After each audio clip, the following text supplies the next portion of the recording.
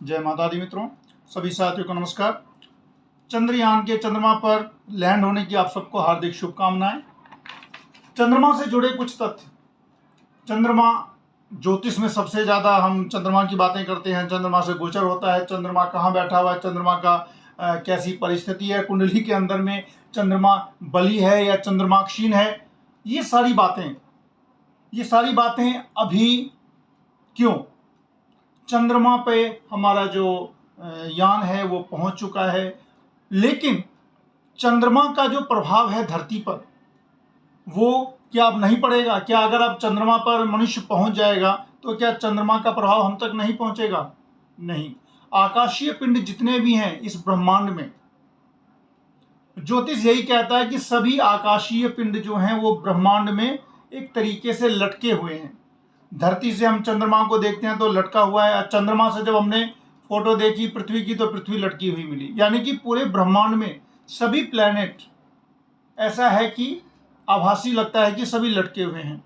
तो इसमें मैं एस्ट्रोलॉजी वर्सेस साइंस में कि साइंस की क्या क्या ऐसी बातें हैं जो एस्ट्रोलॉजी से मिलती हैं, और एस्ट्रोलॉजी की वो कौन सी बातें हैं जो साइंस से हूबहू मिलती हैं, कि कौन सी ऐसी बातें हैं जो आज से 2000 साल पहले, 5000 साल पहले ही हमारे सनातन धर्म में हमारे ऋषि मुनियों ने वो बहुत सारी चीज़ें बतला दी थी, जो आज हम उसको देख रहे हैं, डिस्कवर कर रहे हैं, या फिर हम यांत्रिक यंत्रों से उनको देख रहे हैं। चंद्रमा के बारे में एस्ट्रोलॉजी कहता है कि एक शीतल ग्रह है। चंद्रमा एक शीतल ग्रह है, एक बहुत ठंडा प्लेनेट है। तो मित्रों, चंद्रमा के ऊपर में अब चंद्रयान भी जा चुका है, तो पता है साइंस भी कह रहा है कि वहाँ पे काफ़ी माइनस में टेम्परेचर रहता है। तो कुंडली के अंदर में चंद्रमा को हम एक शीतल ग्रह मानते हैं, और चंद्रमा अगर क्षीण होता है तो कहा जाता है कि शीतलता वाले बीमारी का कारक होता है, यानी कि सर्दी का कारक होता है। साइंस भी मानता है कि मून का टेम्परेचर जो है वो माइनस में है। और दूसरी बात ये आ जाती है कि चंद्रमा, साइंस कहता है कि ये पृथ्वी का एक उपग्रह है, ज्योतिष कहता है कि नहीं, ये तो एक प्लेनेट है। अब इसके बारे में मैं आप लोगों को बतलाता हूँ। ज्योतिष में पृथ्वी को प्लेनेट नहीं माना गया है, क्योंकि पृथ्वी पर चूंकि हम रहते हैं, लेकिन चंद्रमा को प्लेनेट माना गया है। इसके पीछे का कारण यह है कि जब हम इसके लिए फिजिक्स में जाना पड़ेगा, एस्ट्रोफिजिक्स में, क्योंकि जब कभी भी हम रेफरेंस फ्रेम में रहते हैं, जब दो चीज़ें चलायमान रहती हैं तो एक चीज़ को रेफरेंस मानना पड़ता है कि दूसरे को हम चलायमान मानेंगे। तो जब हम धरती पे रहते हैं तो धरती को हम प्लेनेट नहीं मान रहे। धरती पे रहते हैं तो हम बाहर का जो हमारे ऊपर जो दूसरे ग्रहों का जो प्रभाव आएगा हम उसको मानेंगे। तो रेफरेंस फ्रेम से इसको समझा जा सकता है, क्योंकि पृथ्वी पर हम रहते हैं तो इसके रेफरेंस में हम चंद्रमा को प्लेनेट मान रहे हैं। चंद्रमा के प्रभाव से समुद्र में ज्वार भाटा आता है, ये साइंस भी मानता है कि पूर्णिमा के दिन जो हाई टाइड्स आते हैं, पूर्णिमा के दिन जो मेंटल डिसऑर्डर का केस बढ़ जाता है, पूर्णिमा के दिन और भी कई सारी चीज़ें ऐसी होती हैं जो केवल चंद्रमा का आकर्षण ज़्यादा बढ़ जाता है। तो ये सारी चीज़ें साइंस भी मानता है और एस्ट्रोलॉजी भी मानती है। इसके बाद हम बात करते हैं मंगल ग्रह की। तो मंगल ग्रह के बारे में भी हमारे ऋषि मुनियों ने 5000 साल पहले ही बतलाया था कि ये एक लाल ग्रह है, बहुत ज़्यादा तापमान है। अभी भी हम ज्योतिष में यही कहते हैं कि मंगल जिसका भारी है तो भाई लाल ग्रह है, बहुत ज़्यादा उग्रवादी ग्रह है, बहुत ज़्यादा क्रोधी ग्रह है। जिसका मंगल बलवान होगा वो क्रोधी अधिक होगा, उसके साथ लाइफ में इस तरीके की समस्याएं आएंगी। तो मंगल के बारे में भी अगर हम एस्ट्रोलॉजिकली देखें तो यही है कि ये लाल ग्रह है, रेड है, उसका तापमान अधिक है जिसकी वजह से ये गर्म है। साइंस भी यही कह रहा है कि मंगल रेड है। शनि के बारे में भी बतलाया गया था कि ये दूरी पर है, पृथ्वी से दूरी पर है। वैसे भी देखा जाता है तो शनि सही में दूरी पर है। दूसरी बात, इनका जो एक राशि से दूसरे राशि में जो प्लेनेट जाते हैं उसमें भी आप टाइम का इंटरवल देखेंगे कि जैसे कि शनि को एक राशि से दूसरी राशि में जाने में 2.5 साल लगता है। इसके पीछे का कारण यही है कि शनि सौरमंडल में सन से काफ़ी दूरी पर है या पृथ्वी से काफ़ी दूरी पर है। यही फिर चंद्रमा चूंकि नज़दीक है तो उसका लगभग महीना दिन होता है। तो इस तरीके से बहुत सारी बातें ऐसी हैं कि एस्ट्रोलॉजी और साइंस एक ना एक जगह पर जाकर मिलती जरूर है। बराहमिहिर जो कि विक्रमादित्य के दरबार में थे 2000 साल पहले, वो नेकेड आई से पहाड़ियों पर चढ़ करके नक्षत्रों को देखा करते थे, ग्रहों को देखा करते थे। और हम लोग भी आजकल जब कभी ऐसा, आजकल तो मीडिया का ज़माना है, हर किसी चीज़ के बारे में बहुत पहले पता चल जाती है। अभी हाल में ही जब हमने बृहस्पति और चंद्रमा को एक साथ देखा था, 2-3 प्लैनेट एक साथ दिखे थे, और उस दिन ऐसा था कि मीन राशि में चंद्रमा भी थे और मीन राशि में ही बृहस्पति भी थे, दोनों बिल्कुल ऊपर नीचे दिख रहे थे। तो इस तरीके से जो आज के डेट में एस्ट्रोलॉजी और साइंस बहुत हद तक मिलती हैं। हाँ, 100% नहीं मिलती हैं, लेकिन मिलती हैं। लेकिन एस्ट्रोलॉजी के जो रिसर्चेज हैं, जो भी एस्ट्रोलॉजी के जो फॉर्मूले हैं, वो साइंस बेस्ड हैं। अब एस्ट्रोलॉजी में जो हम कहते हैं कि लग्न कुंडली क्या होती है, लग्न कुंडली हमारा इस ब्रह्मांड में एड्रेस है। ये कैसे है, ये मैं आप लोगों को बतलाता हूँ। लग्न कुंडली जो हमारी होती है वो इस ब्रह्मांड में हमारा अपना एग्जैक्ट एड्रेस है।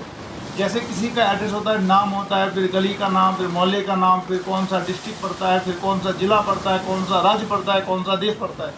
ठीक उसी तरीके से जिस समय में किसी का जन्म होता है तो हॉरिजॉन्टल पे कितने नक्षत्र में उसका जन्म हुआ, और उसके बाद और दूसरे जो तारों के समूह हैं वो उससे कितनी कितनी दूरी पर हैं, ये नक्षत्रों से पता चलता है। जो भी नक्षत्र हैं वो तारों के समूह होते हैं, और उनसे ये पता चलता है कि अगला नक्षत्र जो है वो उससे कितनी दूरी पर है। तो जितने भी हमारे 27 नक्षत्र हैं ये हमारे माइलस्टोन होते हैं। तो माइलस्टोन का क्या काम है, दूरी बतलाना। दूरी बतलाना, अगर हम कहीं पे रास्ते में जा रहे हैं तो हमें ये पता चल जाता है कि हम कहाँ पर हैं और हमें अभी और कितनी दूर जाना है।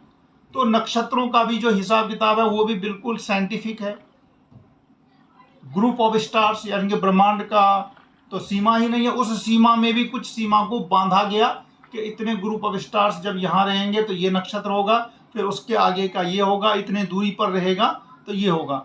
दूरी को हम वैसे भी लाइट ईयर में नापते हैं। तो इस तरीके से बहुत सारी चीज़ें हैं। मैं बिल्कुल कुछ एग्जाम्पल जो है मैं आप लोगों को इस एपिसोड में बतला रहा हूँ। कुछ चीज़ें यानी कि बहुत सारी चीज़ें हैं, जिसमें कुछ चीज़ें जैसे कि हनुमान चालीसा में भी तुलसीदास जी ने कहा है युग सहस्त्र योजन पर भानु। युग सहस्त्र योजन पर भानु यानी कि पृथ्वी से सूर्य की जो दूरी उन्होंने बतलाई है वो दूरी 3 लाइन में जो बतलाई है वही दूरी पृथ्वी से सूर्य की है। आप चाहें तो इसको गूगल कर सकते हैं, कैलकुलेशन भी कर सकते हैं। इसके बाद जो हमारे ग्रहण लगते हैं, चाहे वो सूर्य ग्रहण हो चाहे वो चंद्र ग्रहण हो, जो ज्योतिषीय कैलकुलेशन के द्वारा जिस डेट में और जिस समय में ग्रहण के बारे में बतलाया जाता है, उसी डेट और उसी समय में आपको इसरो भी वही बतलाएंगे, नासा वाले भी वही बतलाएंगे। यहाँ तक कि ग्रहण और नक्षत्रों के बारे में, सूर्य ग्रहण और चंद्र ग्रहण के बारे में मैंने इससे पहले भी एक एपिसोड बनाया था कि 1200 साल का जो भविष्यवाणी किया था 1570-75 ईस्वी में एक एस्ट्रोलॉजर ने, वो अभी भी चला आ रहा है। अभी भी 28 अक्टूबर को जो ग्रहण होगा उसके बारे में भी उस किताब में लिखा हुआ है, यानी कि आने वाले 1200 सालों तक कब कब सूर्य ग्रहण और चंद्र ग्रहण होगा ये कैलकुलेशन कर दिया गया था 1570 ईस्वी में। तो ये चीज़ें ऐसी हैं कि इसके अंदर ज्योतिष के अंदर साइंस है। बिना साइंटिफिक कैलकुलेशन के ये कोई भी बात कंप्लीट नहीं हो सकती। तो इस तरीके से जो साइंस और एस्ट्रोलॉजी बहुत हद तक मिलते हैं। डिपेंड ये करता है कि इसका एक्सप्लेनेशन किस तरीके से हो रहा है। इसको लोग बहुत गलत तरीके से भी एक्सप्लेनेशन कर देते हैं। तो अगर गलत तरीके से देते हैं तो वो किसी का अपना मंतव्य हो सकता है, लेकिन जो एस्ट्रोलॉजी है, जो ज्योतिष विद्या है, वो टोटली मैथमेटिक्स पे आधारित है। उसके अंदर बिल्कुल मैथमेटिक्स है। जिस तरीके से मैथमेटिक्स में पाई की वैल्यू 3.141414 होती है, हाँ, एग्जैक्ट वैल्यू नहीं निकाली जा सकती। उसी तरीके से ज्योतिष में, एस्ट्रोलॉजी में भी इसी तरीके से, हाँ एग्जैक्ट वैल्यू तो नहीं निकलती है, लेकिन फिर भी जितनी वैल्यू निकलती है वही काफ़ी है। और जो हमारा होरोस्कोप है, जिसमें हमारे 27 नक्षत्र आते हैं, 12 राशियां आती हैं और 9 ग्रह आते हैं, उनका जो एक कंपोजिशन जो बनता है वो हमारा ब्रह्मांड में एड्रेस है, और उसी पर हमारा जो है जीवन चक्र चलता है। ऋषि मुनियों ने इसके नियम का जो भी बनाए, उसमें ये कहा जाता है कि जो कुछ बना हुआ है उसमें एक समय सबका आता है, अच्छा भी आता है, बुरा भी आता है। ये सभी ग्रहों के वजह से ही होते हैं। ग्रहों का हमारे शरीर पर इफेक्ट आता है। पृथ्वी पर जितने भी नवग्रह हैं उनकी जो रेज आती हैं, उन रेज से हमारे शरीर पर जो इफेक्ट आता है उसी का प्रभाव होता है। तो इस तरीके से कुछ बातें हैं तो बहुत सारी, लेकिन कुछ बातें जो एस्ट्रोलॉजी और साइंस दोनों आखिरकार मिल जाते हैं। यानी कल की ही बतला दें तो कल जो तुला राशि में चंद्रमा था और बृहस्पति अभी मेष राशि में है, तो बहुत अच्छा गज केसरी योग बना हुआ था। कितना अच्छे से जो हमारा जो ये चंद्रयान है वो बहुत अच्छे से चंद्रमा पर लैंड हो गया है। और चंद्रमा के बारे में अभी हम और भी बहुत कुछ जानेंगे इसकी वजह से, इस यान की वजह से। और लेकिन जो चंद्रमा का जो प्रभाव है धरती पर वो पड़ता ही रहेगा। किसी भी प्लैनेट का जो जहाँ पर है ब्रह्मांड में, उनकी रेज जो धरती पे आती हैं उसका प्रभाव पड़ता ही रहेगा। मित्रों, अगर आप ये देखते हैं, अगर आप लोगों को अच्छा लगता है तो निश्चित रूप से सब्सक्राइब जरूर करें, और मेरे पुराने वीडियो देखने के लिए सब्सक्राइब करें और बेल आइकन दबा दें। और मिलते हैं फिर नेक्स्ट वीडियो में, तब तक के लिए नमस्कार।